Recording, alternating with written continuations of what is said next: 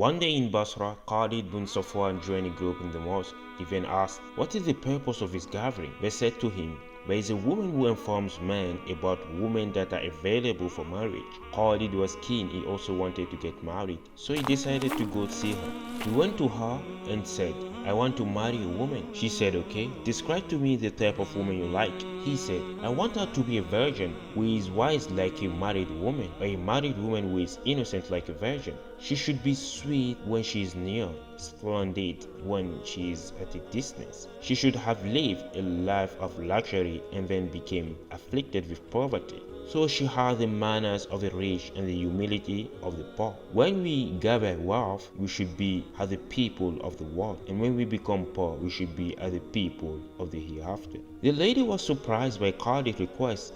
She replied to him, "I know of such a woman for you." He said, "Where is she?"